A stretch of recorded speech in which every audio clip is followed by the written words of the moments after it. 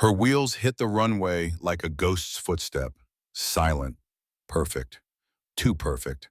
In the ready room, a dozen hardened fighter pilots exchange looks that say she doesn't belong here. One man smirks, Texas drawl dripping with condescension.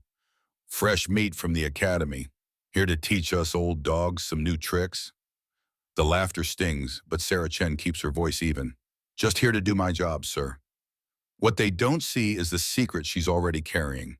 The one flaw in their aggressive, chest-thumping flying style that could cripple the squadron in real combat. What she doesn't see is that a storm is coming, and it will test every pilot here to their breaking point. By the time lightning splits the desert sky and the radar screens turn to chaos, they'll realize too late that the woman they mocked holds the only key to survival. And she'll remember that day forever. Not for the storm, not for the danger, but for the moment she proved in front of them all that the gentlest hands can still land the deadliest blow. Captain Sarah Chen's F-35 descended toward Nellis Air Force Base with the kind of grace that could make an engineer proud. The moment her landing gear kissed the runway, it was so soft and controlled that it sounded more like a whisper than the mechanical thump most landings produced. The jet rolled forward with a steadiness that gave the illusion it was gliding inches above the concrete rather than taxiing on it. A few mechanics on the tarmac exchanged surprised glances. After years of watching fighters slam onto the runway with all the subtlety of a hammer blow, this arrival felt almost unreal. Sarah's reputation had reached Nellis long before she did, top of her class at the Air Force Academy, a spotless operational record, advanced flight training accolades, simulation scores so high that seasoned instructors had double-checked the readouts, convinced they were looking at a system glitch. But none of those credentials could hint at the challenge about to reshape her career. The 452nd Test and Evaluation Squadron was unlike any other posting in the Air Force. It was its own ecosystem, exclusive, uncompromising, and driven by a culture where only the boldest, most relentless pilots survived. The squadron's motto, "Strike fast, strike hard," was emblazoned on everything from the mugs in the break room to the towering banner in the briefing hall. Its members had earned their reputations not through careful precision, but through aggressive force and razor-edge decision-making in the air. Within an hour of arriving, Sarah found herself stepping into the squadron's ready room, a space thick with the smell of coffee, jet fuel lingering in the fabric of flight suits, and the constant undercurrent of competition. The air practically crackled with bravado as pilots swapped combat stories and bragged about kill ratios from their most recent training sorties. Her entrance was like throwing a switch. Conversation faltered, replaced by a quiet tension that felt predatory. Several sets of eyes locked on her, not with curiosity, but with the appraising sharpness of predators sizing up a potential rival. The first to break the silence was Lieutenant Jake Viper Morrison, the squadron's star pilot and unofficial king. He stood with the easy confidence of someone who knew he owned the room, his flight suit crisp, his grin perfectly calibrated to convey both charm and challenge. "Well, well," he drawled, his Texas accent wrapping the words in lazy condescension. "Fresh meat from the academy? Let me guess, you're here to teach us old dogs some new tricks?" Laughter rippled through the room, though Sarah noticed that Morrison's eyes were not laughing at all. Behind the smirk was a calculation, the quick sizing up of a man who had built his identity as the squadron's undisputed top gun, and who now saw a threat standing in front of him. Her reply was calm, clipped, and entirely professional. "Just here to do my job, sir." But the simplicity of the statement seemed to land badly. In a squadron where dominance was a kind of currency and swagger was part of the uniform, Sarah's quiet poise read to them as weakness. Her first real test came faster than she expected. The training scenario was straightforward, a one-on-one dogfight against a computer-generated adversary, the kind of drill designed to strip away any illusions and expose a pilot's instincts. Sarah eased herself into the simulator cockpit, adjusting her harness, fingers brushing the controls like she was settling into a familiar rhythm. Above her, on the observation deck, the glass reflected a cluster of silhouettes. Morrison and nearly half the squadron gathered to watch with folded arms and skeptical expressions. The simulation started, where most pilots would have shoved the throttle forward, thrown the stick into sharp rolls, and attacked like their lives depended on it. Sarah's movements were deliberate, almost restrained. Her hands moved with the fluid precision of a concert pianist, every adjustment measured. She banked left with such gradual pressure that the simulated jet seemed to turn of its own will, then leveled off in a motion so subtle it was almost invisible from above. The commentary began almost immediately. "Is she flying it or giving it a back rub?" someone muttered. Morrison leaned toward the intercom, his voice dripping mockery. "Come on, princess. This is a fighter jet, not your grandmother's Buick." The laughter that followed was sharp and cruel, but Sarah didn't flinch. Her eyes stayed locked on the heads-up display, tracking the enemy's position with relentless attention. She was setting up for what she believed could be a flawless textbook intercept. But her method took time, seconds she thought she could afford, but in the squadron's eyes looked like hesitation. The AI opponent, programmed to exploit even the smallest lapse, recognized her cautious positioning and moved with predatory speed, striking before she could finish her setup. 90 seconds. That's all it takes before it's over. The sim freezes in a blink. Sarah's F-35 shredded into digital debris, the words "mission failed" flashing in angry red across her HUD, pulsing like a cruel joke. She unstraps and climbs out of the simulator, the stale air thick with the low hum of contained laughter from the observation deck above. Then Morrison's voice cuts through the noise, sharp, clean, and cold as a blade. "Let's hope the enemy gives you time to ask permission before you pull the trigger, princess." The dam bursts. The room erupts into open laughter. Sarah feels the heat rise, not the pink, sheepish warmth of embarrassment, but the slow, molten burn of something deeper. Anger. She locks it down behind a calm expression, refusing to give them the satisfaction of seeing it. As the others drift away, still chuckling about Princess Feather Touch and her timid flying, Sarah lingers in the quiet hum of the empty simulator bay. She moves to a terminal, fingers dancing over the controls as she pulls up the mission's raw data. Her eyes narrow. The enemy AI hadn't just beaten her. It had exploited a subtle flaw in the F-35's targeting systems. A tiny, almost imperceptible delay in target acquisition triggered when the pilot executed rapid, aggressive control inputs. Just a few microseconds, but enough for a capable opponent to slip through the crosshairs. The irony twists in her gut. The very style Morrison and the others worship, slamming the stick, pushing the aircraft to its limits, wasn't invincible bravado. It was a crack in the armor. A blind spot sophisticated enemies could drive a knife through. Curiosity turns sharp as she calls up Morrison's recent runs. The pattern repeats like clockwork. Reckless maneuvers that strain the airframe, flood the systems, and open brief but fatal windows of vulnerability. It isn't just Morrison. It's the whole squadron, an entire culture built on overwhelming aggression. And maybe, just maybe, it's fundamentally flawed. That night, walking the dim corridor back to her quarters, she hears him again. Morrison's voice spilling from the squadron bar, carried on a wave of beer-soaked laughter. "You should have seen Princess Feathertouch today. I've seen cargo pilots with more killer instinct." The laughter stings, but it also steels her spine. They think her restraint is weakness. She's starting to suspect it's something else entirely. Something sharper, more dangerous, more precise than any of them realize. The real question is whether she'll get the chance to prove it before they grind her career into dust. The chance comes sooner than expected. Monday morning briefing. The squadron sits in tense silence as Colonel Patricia Hayes steps forward, her voice carrying the weight of a sentence handed down from on high. Iron Eagle evaluation begins in 2 weeks. Her steel gray eyes sweep the room like searchlights. This is not another training exercise. Pentagon brass will be watching. Pass this and you deploy to the Pacific Theater. The air in the room changes. Every pilot here knows what that means. With tensions boiling in the South China Sea, this isn't just a career milestone, it's the pinnacle. Real combat sorties. No resets, no do-overs. Sarah feels it before she sees it. The subtle shift, the prickling awareness of 20 pairs of eyes turning toward her. Hayes continues. Scenarios classified. What I can tell you, you'll face multiple aerial threats while avoiding surface-to-air missiles in a compressed time window. Reaction speed and aggressive tactics will determine who lives and who dies. Morrison's grin is predatory, his confidence practically radiating across the room. Aggression is his kingdom. The next morning, the training ramp comes alive like a stirred anthill. The squadron tears into practice runs, flying like wolves chasing blood.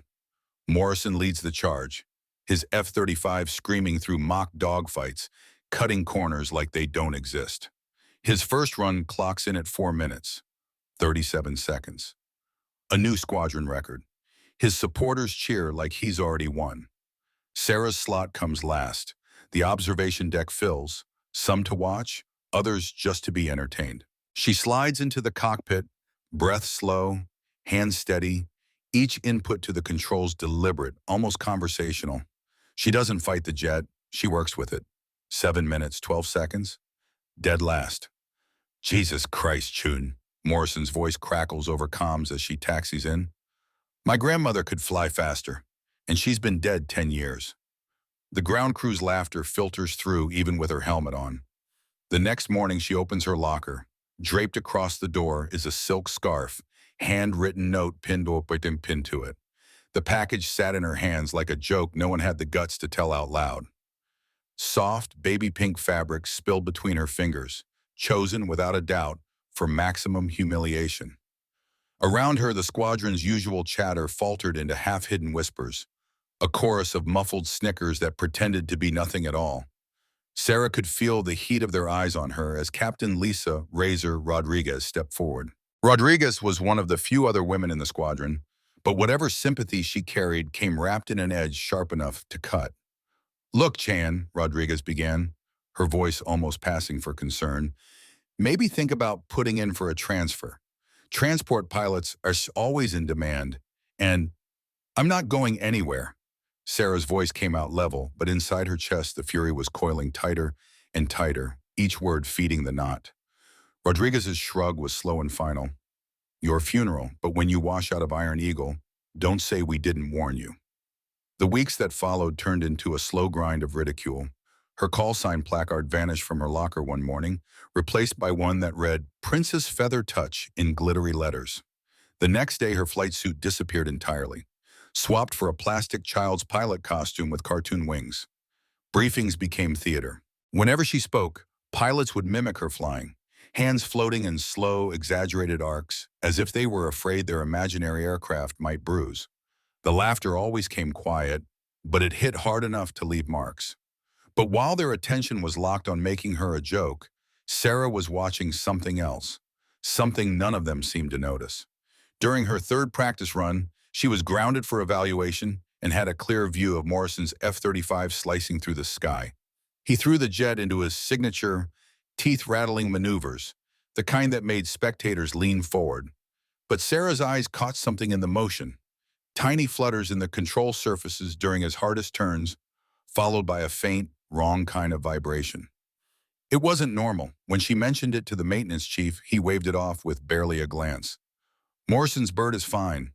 Maybe focus on your own flying. 2 days later, Morrison's F-35 was grounded. The targeting system was losing lock during high-speed turns. The flight computer was throwing random error codes. Probably just a software glitch, the chief muttered. Sarah's gut told her otherwise.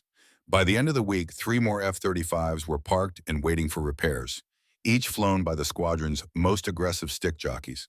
Captain Bulldog Martinez's jet lost hydraulic pressure through his trademark high G roll. Lieutenant Hammer Thompson's targeting system died mid-flight, forcing him into an emergency landing. Each time, maintenance chalked it up to chance. Random failure. Bad luck. Sarah knew better. Her evenings disappeared into the base's technical library. She pored over maintenance manuals, system schematics, engineering bulletins, anything that might connect the dots. What she found made her blood run cold. The F-35's sensor arrays and targeting computers were miracles of engineering, precise, almost fragile in their complexity. But rapid, aggressive control inputs created micro-vibrations that, over time, threw the sensors out of alignment and introduced cascading computer errors. The very flying style that the squadron worshipped was slowly tearing their own aircraft apart. The irony was as sharp as it was bitter. Her gentle approach, the one they mocked, wasn't weakness. It was preservation. Her system stayed pristine while theirs degraded with every reckless turn. When she tried to explain it to Colonel Hayes, he didn't even let her finish. Chan, I don't have time for excuses. Your practice scores speak for themselves. Unless you can prove you belong in Iron Eagle, you're looking at a transfer to cargo duty. His tone left no opening, no argument, just the slam of a door. Now she had a choice: push her discovery and risk being branded a troublemaker, or stay quiet and hope she could prove herself when it counted most. The night before the Iron Eagle evaluation, Sarah lay in her bunk, staring at the ceiling, listening to the muffled roar of the squadron bar down the hall. Morrison's voice cut through the thin walls, carrying its smug edge all the way to her. Tomorrow we separate the warriors from the wannabes. Princess Feather Touch is about to see what real flying looks like. Outside, thunder rumbled. Sarah let herself smile, just a little. A massive storm system was closing in on Nellis, and the weather reports promised heavy electronic interference during the evaluation. The aggressive pilots had no idea what was about to hit them. They had no idea that what they considered their greatest strength was about to become the flaw that would bring them down. And the one trait they had dismissed as a weakness, hers, might be the very thing that would save them all. The challenge had been issued. By tomorrow, nothing would be the same. The morning of the Iron Eagle evaluation broke under the shadow of a brewing menace. A dense wall of black storm clouds swept across the Nevada desert with the precision and weight of an advancing army. Far off, the sky was torn open by jagged forks of lightning, each flash briefly revealing the shifting chaos inside the clouds. Inside the weather station, meteorologists clustered around their instruments, their faces etched with unease. Chief Meteorologist Captain Williams stepped forward with the report that made Colonel Carl Hayes mutter a sharp curse under her breath. A massive electrical storm system is moving in, ma'am. Electromagnetic interference will be extreme. We should postpone. It was sound advice, but the timing was terrible. The top brass from the Pentagon had flown in for this evaluation, their transport planes skimming into base just ahead of the storm's leading edge. Among them was General Morrison, no relation to Jake Morrison, despite the shared name. His decision came without hesitation, his voice carrying the unyielding authority of a career soldier. We proceed as scheduled. Real combat doesn't wait for perfect weather. The storm's arrival immediately reshaped the plan. Lightning risks grounded half the squadron, leaving only 6 pilots to take part in the evaluation. Fate, or perhaps cruel coincidence, left Morrison, Rodriguez, Martinez, and Sarah among the ones still cleared to fly, along with 2 others whose aggressive flying styles had kept their aircraft barely operational. In the briefing room, the scenario laid out on the screens made even Morrison's trademark smirk falter. 12 hostile aircraft attacking in unison, their movements shielded by heavy electronic jamming, surface-to-air missile batteries, overlapping in their coverage, forming a near-impenetrable wall, and a compressed engagement window that would demand decisions in fractions of a second. This isn't just an evaluation, Colonel Hayes said grimly. This is as close to real combat as we can simulate. Morrison, true to form, was the first to volunteer. Might as well show them how it's done, he said, swagger intact. Then glancing at Sarah, he added with a smirk, Princess can watch and learn. Moments later, his F-35 roared off the runway and into the thickening storm. In the control room, tension pooled in the air. Lightning lit the cloud wall like a relentless strobe, casting jagged shadows over the room. On the radar display, Morrison's jet appeared as a single bright blip darting between simulated threats. His flying style was instantly recognizable. Sharp, sudden turns and rapid climbs and dives, each maneuver designed to force the enemy onto the defensive. For the first 90 seconds, it worked. He sliced through the simulated missile envelope with raw audacity, his targeting system starting to lock onto multiple hostiles. Then the storm began to bite back. Viper, your targeting system is showing intermittent failures. A controller's voice crackled through heavy static. Morrison's answer was pure defiance. Roger that. Pushing through. He pulled harder on the stick, forcing the aircraft into more violent maneuvers. But each aggressive input sent shudders through the F-35's sensitive sensor arrays. The electromagnetic pulses from the storm amplified those stresses until his targeting computer began spitting out error codes. The display flickered wildly, one moment confirming a target lock, the next going black. The failure was sudden and absolute. In the middle of a high G turn, the targeting system went dark, leaving Morrison flying blind in the middle of the simulated battlefield. Within seconds, the computer recorded multiple enemy kills against him. Mission over. Rodriguez went next. Her grip on the controls was steady by habit, but there was a subtle tremor in her hands now, born not of fear, but of knowing exactly how Morrison had gone down. She tried a different angle, dialing up her aggression even further, convinced that overwhelming speed and force might offset the technical failures. It was a fatal miscalculation. Her systems collapsed even faster than Morrison's, undone by the storm's interference and the strain of her own violent maneuvers. The fourth pilot's run ends in failure. The once reliable, razor-sharp turns that had made him a legend in fair skies now become lethal traps in the storm's electromagnetic fury. The chaos in the air isn't just noise, it's a predator, waiting for any misstep. His hydraulic systems, already worn from past high-stress maneuvers, start to give way under the extra strain. Controls grow sluggish, then dangerously unresponsive. He has no choice. Mission aborted. By the time his crippled aircraft is docked, the control room has fallen into a heavy, suffocating silence. Not the tense quiet of anticipation, but the grim stillness of mounting defeat. From his chair, General Morrison leans forward, his gaze sharpening with each report of failure. The shadows on his face deepen like storm clouds. "Are you telling me," he says, voice low and edged with steel, "that not one of our elite pilots can operate in these conditions?" Carl Hayes feels the weight of his words like a blade against her career. Every failure pushes her closer to the edge. She forces herself to read the next name from the roster. The fifth pilot never even makes it to the fight. A complete avionics failure hits before reaching the target zone. Hayes stares at the readouts, the truth dawning like a cold sunrise. This isn't just weather interference. The storm is peeling back the skin of their entire air combat doctrine, exposing the flaws they thought training and technology had buried. Her throat feels dry as she calls out the next name. "Chun, you're up." The syllables land with the weight of desperation.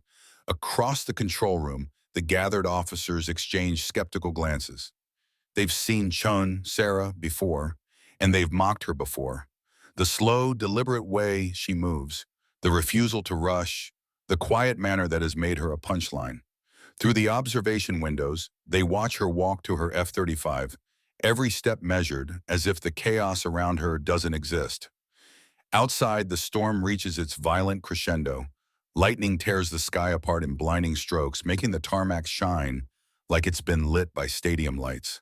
The electromagnetic disturbance fills her headset with a constant, oppressive buzz. Yet Sarah doesn't fight it.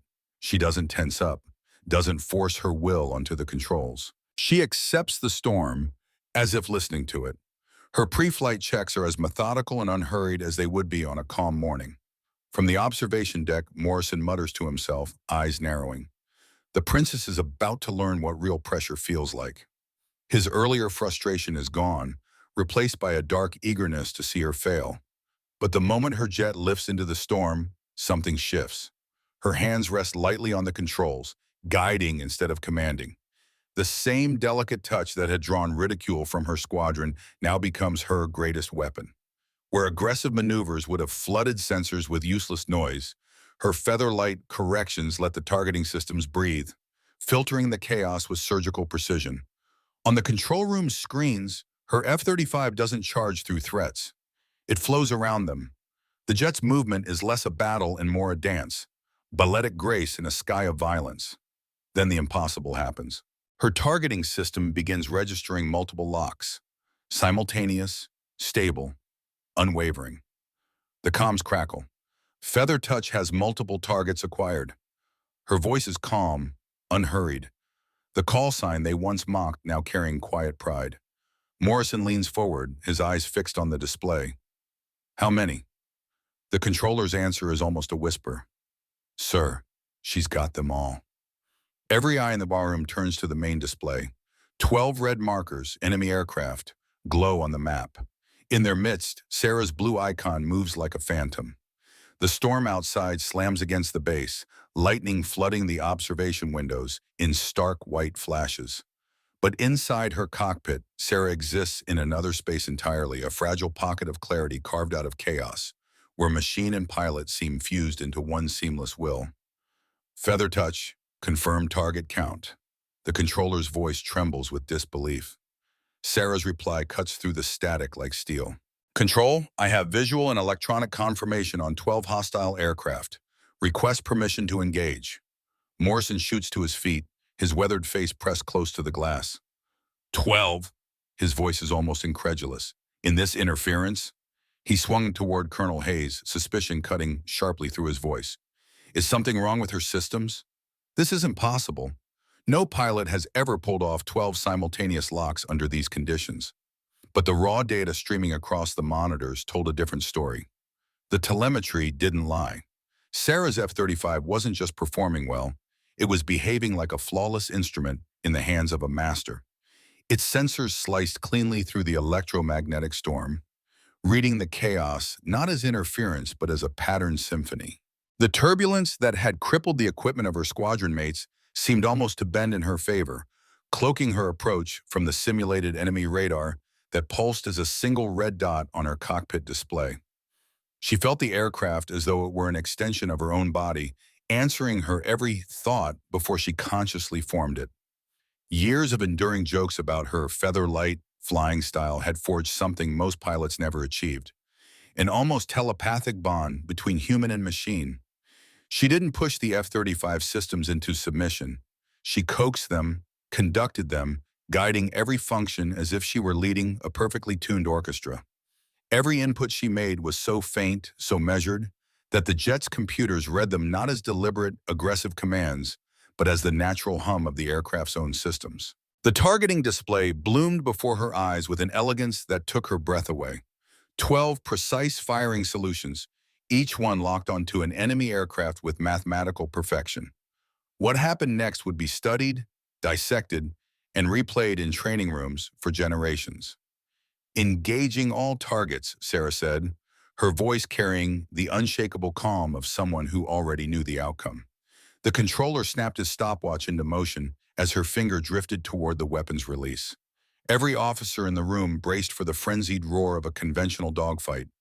But instead, Sarah's attack began with the quiet grace of a ballet. The first missile slipped away with barely a whisper, the F-35's stealth profile masking the launch so completely that the enemy AI didn't even register a threat. The second missile followed, then the third, each time down to the microsecond.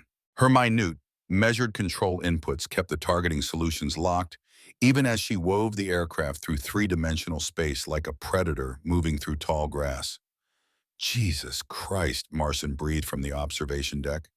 The mocking tone he'd carried earlier was gone, replaced by something closer to awe. She's not just engaging them, she's hunting them. On the screens, enemy aircraft broke formation, twisting and diving in desperate attempts to survive. But Sarah had already been there in her mind. She'd played out every possible counter long before the first missile left its rail. Her deliberate, almost patient pace let her process several tactical branches at once, mapping the entire aerial battlefield in her head and predicting where each threat would be seconds before it acted. 4 targets down, the controller called, his voice tightening with excitement. 6 down, 8 down. The control room had gone utterly still, as if even the air couldn't risk disturbing the unfolding impossibility. On the screens, Sarah's jet moved with seamless rhythm, her inputs so subtle that they barely made a blip in the flight control data. The F-35 was no longer a machine in her hands. It was her will given form, lethal and unerring. 10 down, the controller's voice cracked. 11! The last enemy made a desperate climb, nose pointed toward the storm clouds above in a final panicked escape. Sarah had seen it coming before the AI's code even committed to the maneuver. She positioned herself with the patience of a stalking predator, letting the aircraft settle into the perfect angle. The 12th missile left the rail with the same whisper-quiet precision as the first, sliding into the chaos of the electromagnetic storm without losing an inch of its lock. It chased the fleeing target with unwavering focus until, in the blink of an eye, 12 down, the controller said, his hands shaking as he stopped the clock. Total engagement time, 8 seconds. The silence shattered. Officers leapt from their seats, voices colliding in disbelief and raw admiration. On the central display, the 12 red markers were gone, replaced by the single calm blue icon of Sarah's jet. Sarah's F-35 swept in a smooth arc toward base, its wings cutting cleanly through the turbulent air. From the operations room, someone murmured under their breath, 8 seconds. Then louder, almost disbelieving, 8 goddamn seconds. 12 targets in the middle of a Category 5 electromagnetic storm. Colonel Hayes could feel hot tears welling up, blurring her vision. Relief crashed over her in waves, not just because the mission was a success, but because in that impossibly brief span of time, her squadron's reputation and her own career had been rescued by the very pilots so many had quietly written off. "That isn't just a squadron record," she announced, her voice trembling with both pride and shock. "That's a new Air Force record. Hell, maybe even a world record." Out on the runway, Sarah's F-35 glided in for landing. The jet touched down so softly it was almost like the ground welcomed her home, wheels kissing asphalt with barely a whisper. The entire squadron was already gathered on the tarmac, standing in a loose line. At the very front was Morrison, his posture rigid, his face torn between awe and the sting of his own earlier misjudgment. Sarah descended from the cockpit, her helmet cradled under one arm. Her eyes, clear, calm, analytical, met theirs. Weeks ago, that same gaze had seemed cold, almost detached. Now every pilot present understood it was the gaze of someone who saw more than they did. The chatter died into absolute silence. Morrison stepped on forward, each movement deliberate. His voice, when he spoke, carried the weight of sincerity. "Captain Chen, I owe you an apology. We all do." He extended his hand. Sarah accepted it without hesitation. His grip tightened just slightly before he went on. "That technique you used out there, would you teach it to us? We need to learn it." Her gaze drifted across the faces surrounding her. Gone was the half-hidden smirk, the dismissive glance. Now there was only genuine respect. "It's not about being gentle," she said quietly. "It's about knowing that sometimes the most powerful choice you have is to know exactly when not to use force." Within hours, the news had swept across the Air Force like wildfire. What Sarah had just pulled off had a name now, the gentle thunder technique, and it was no longer just her signature move. Command made it mandatory training. Sarah herself was tasked with leading advanced seminars on precision flying and system mastery, pilots traveling from across the Pacific to learn at her side. In the squadron ready room, a silk scarf that once served as a running joke at her expense now hung proudly in a glass frame. Someone had added new lettering beneath it, "In memory of our ignorance and in honor of true mastery." General Morrison didn't just shake her hand. He put her name forward for promotion and for the position of lead tactical instructor for the entire Pacific Theater. Standing beside Colonel Hayes, he summed it up in a single striking line. "We've been training warriors. Captain Chen just showed us how to train artists of war." When the last traces of the storm cleared over Nellis Air Force Base, Sarah stood once more in that ready room, surrounded by pilots who had once doubted her, but now leaned in to hear her every word. The old squadron motto, "Strike fast, strike hard," still hung on the wall, but underneath it, in Sarah's neat handwriting, was a new addition. "Strike smart, above all. 8 seconds." That was all it took to change everything. 8 seconds to prove that true strength sometimes comes dressed in the lightest, most deliberate touch.